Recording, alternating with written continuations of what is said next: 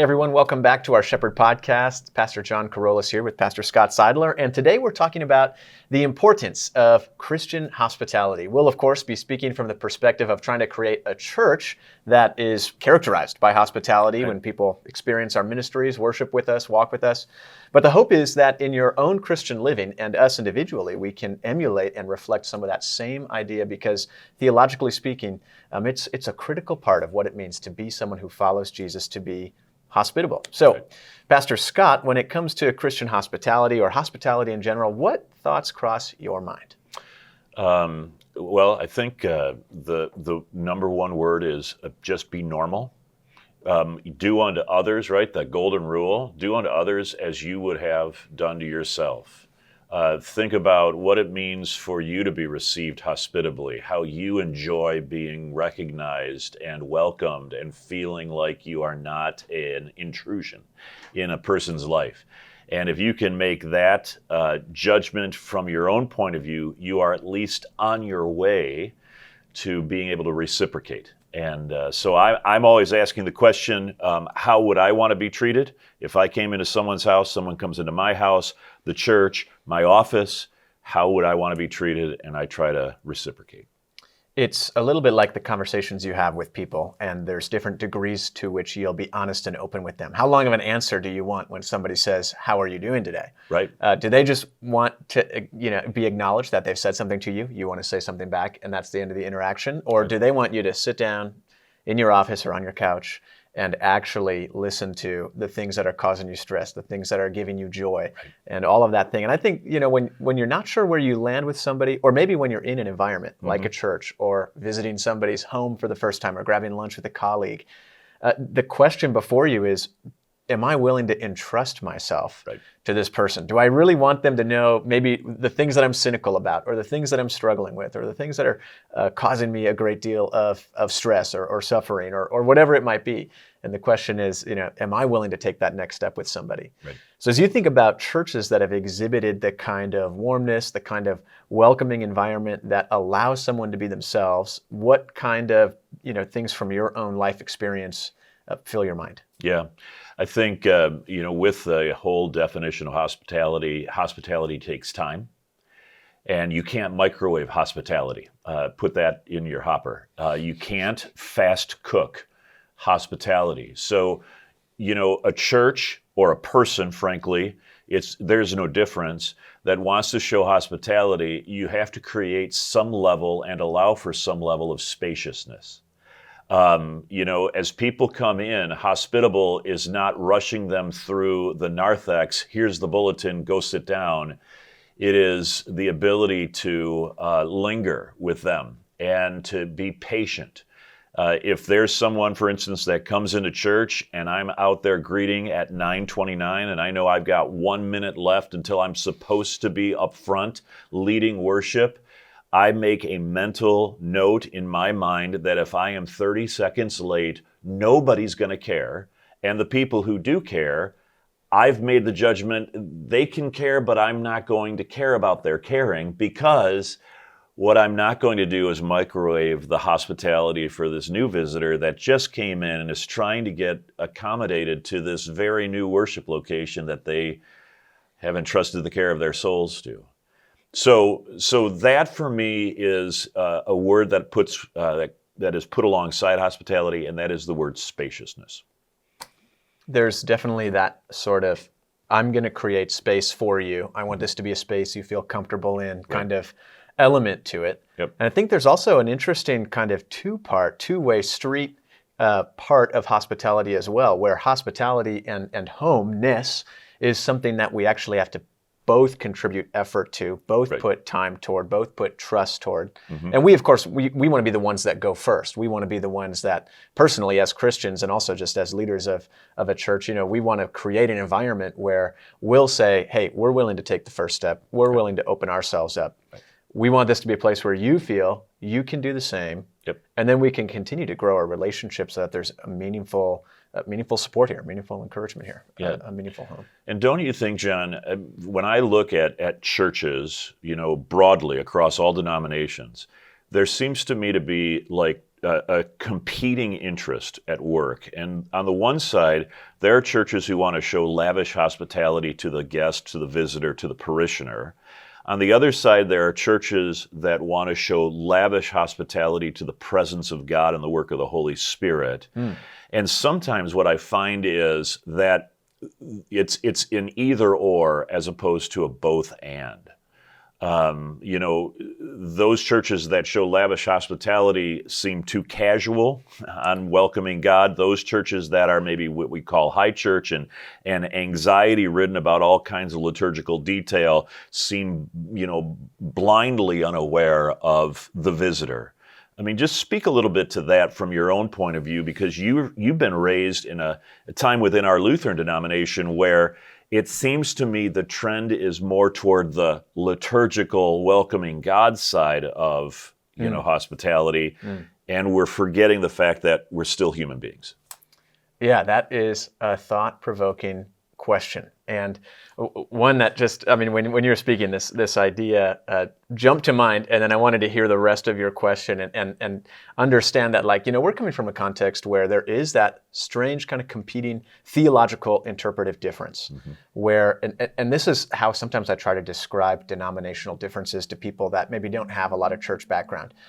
When you come into our church, this is what it's going to be like, but you have to understand we're coming at it from this mindset, from this belief, from this background and foundation.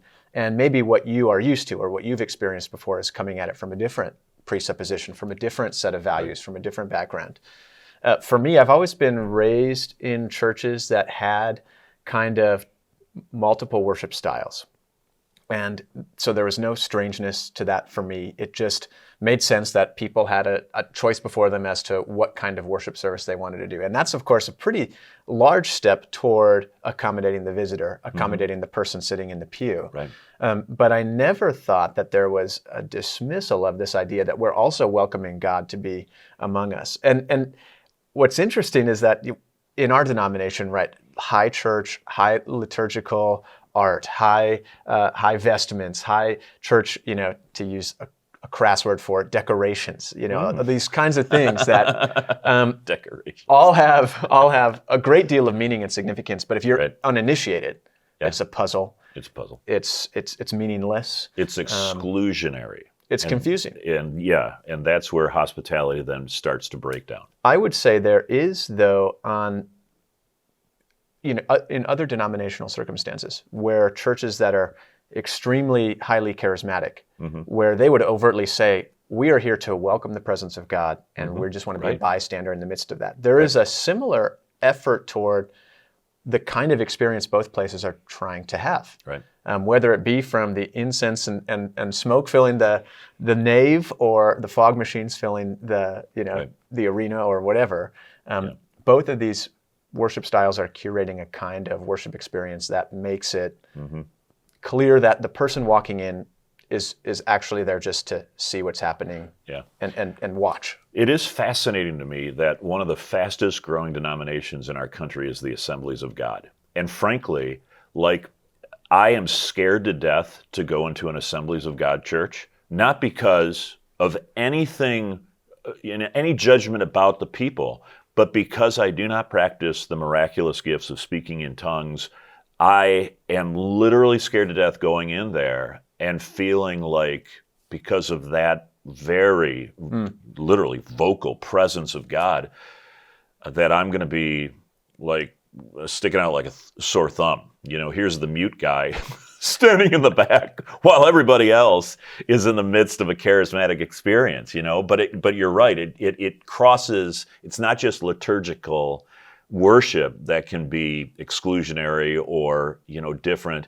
It's also the charismatic side. Fascinating. And that's where that background mindset, what it's coming from the same value, right, in pursuit of this worship experience that's like that. Yep. And you're right, it contrasts against the one that just wants to make you comfortable with being in the room. Right. We want you to have coffee and snacks available to you before you exit the parking lot and come into the lobby or the narthex. We want to make sure that there's somebody who has greeted you and you've been met 5 times, 6 times before you've sat down in the pew, that you've got literature and digital resources already in hand and in mind as you're waiting for the service to start, and kind of going that far forward into hospitality as making somebody who hasn't been there before feel like they have no questions about what's going on. Right.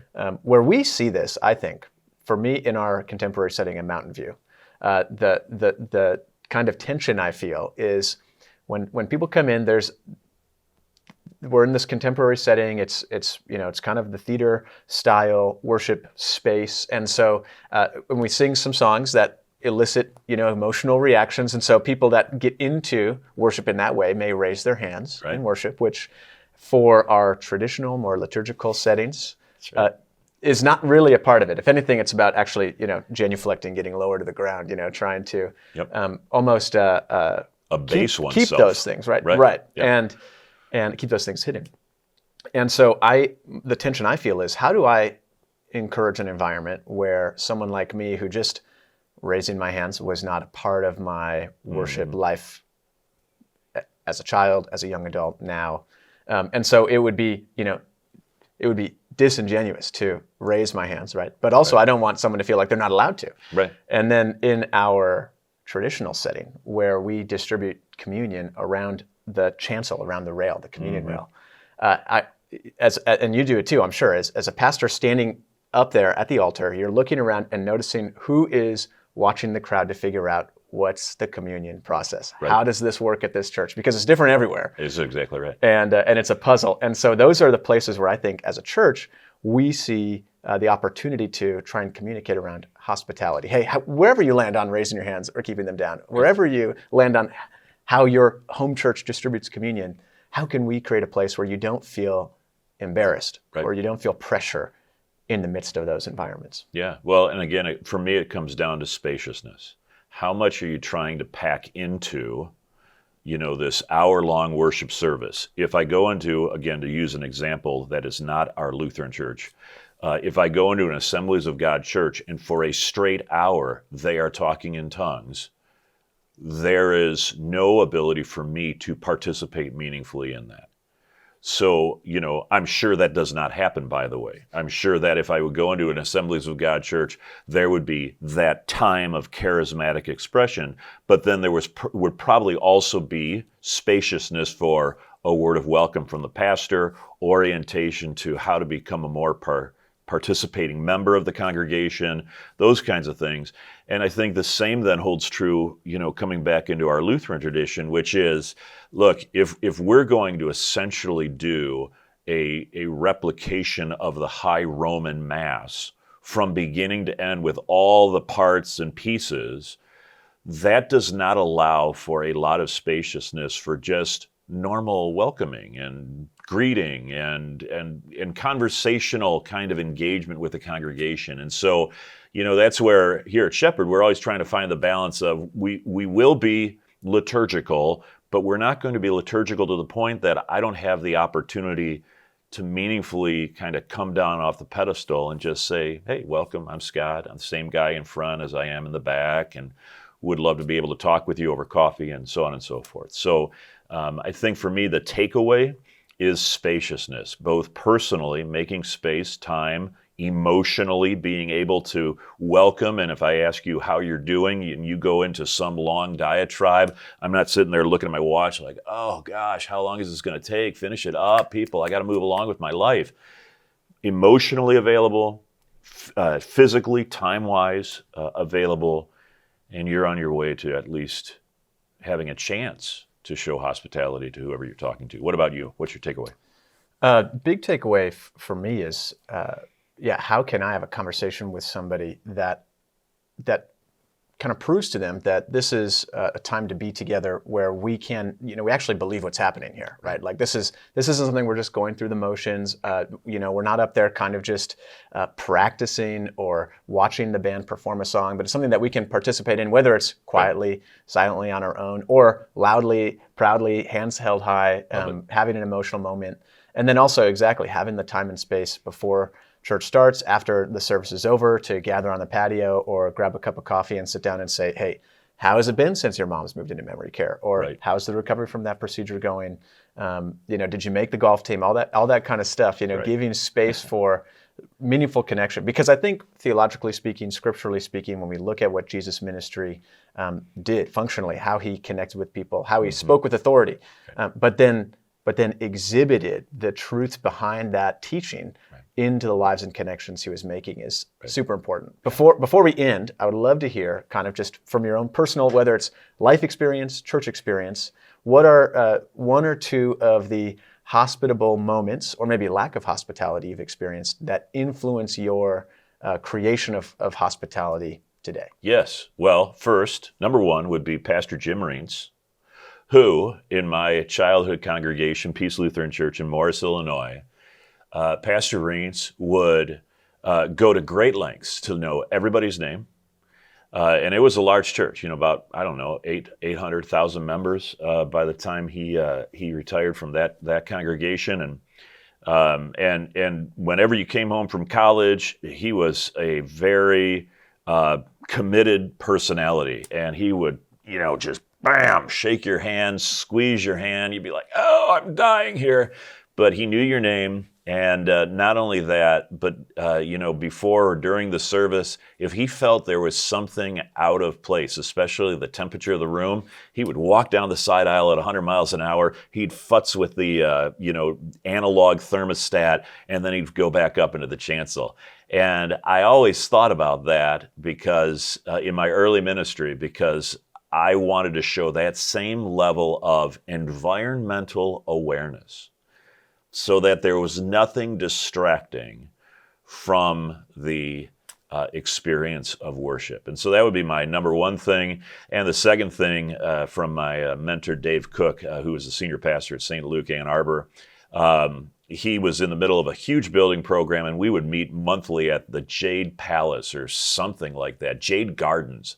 And I would just ask him all manner of question about, his ministry and what's it like to be a senior pastor and this, that, and the other. And he would pour out his heart. He'd just share exactly what was happening. And I remember he told the story about getting into a very animated, let's put it that way, conversation with his worship director, who had dropped the speaker array about 6 feet above the altar in their new sanctuary.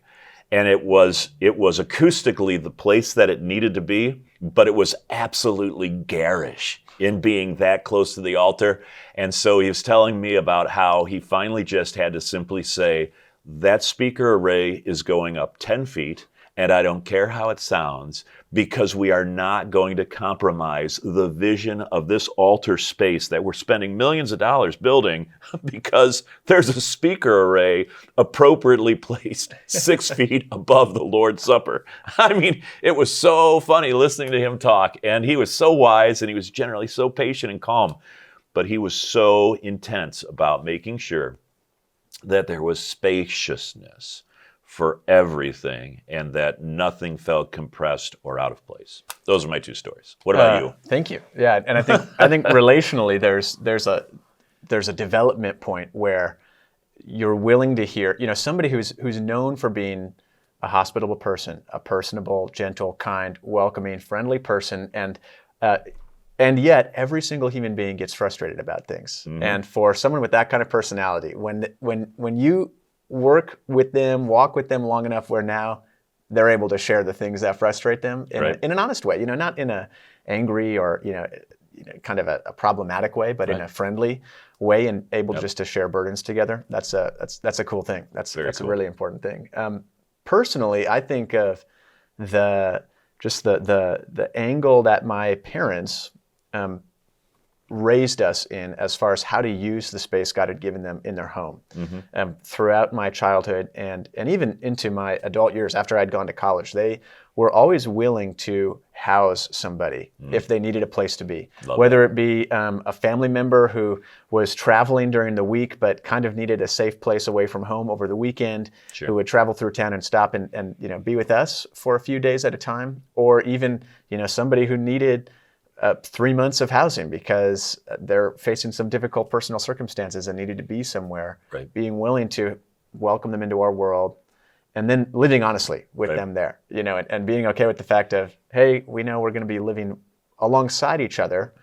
My dad still has pastoral responsibilities. He's going to be in and out of the house, at different times as the primary spiritual caretaker, that kind of thing, having to go to the nursing home or to the hospital at all manners of the day, while also trying to balance, well, this is an independent adult living with us, not having to give them a curfew, but also trying to figure out courteousness.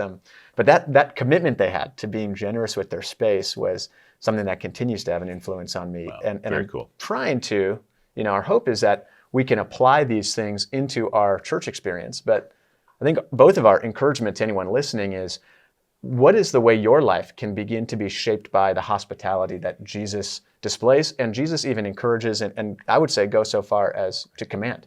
He teaches us to be welcoming people, to be people that are willing to go first and open the door and create a possibility for connection with others, that they might experience through us his love and his connection. For sure. There's that passage in Hebrews chapter 13 where the writer encourages the reader to show hospitality to visitors, because by doing so, you may entertain, and this great phrase, angels unaware.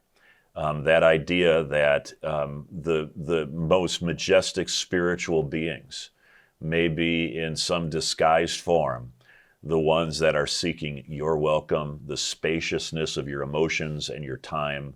That's a pretty profound word, and that's a pretty late word, by the way, in Scripture. Hebrews 13, the book of Hebrews, is a late book in the canon of Scripture. So that issue of hospitality seems to be on a crescendo, on a rise through the New Testament, and hopefully in our 21st century moment, we can even show greater hospitality than was envisioned there. I think the crescendo of the need of hospitality, I think that's so true, and so important for us to keep in mind, not only church-wise, but also just so personally in our relationships with the people God has us already connected to. Yep. Thanks for joining us for a few minutes of today for today's podcast. We hope that this is encouraging and supportive for you, and we look forward to digging into deeper issues with you next time, which maybe is, we're going to talk about what are those times when you have to kind of draw the line. What is it about hospitality that sometimes you need to draw very clear boundaries around? What if someone has transgressed some of those things and hospitality is no longer an option? Right. That happens. That's real life. So next time we'll talk more about some of those tougher issues, those tougher situations. But in the meantime, God bless you, and we'll connect with you next time that we can connect.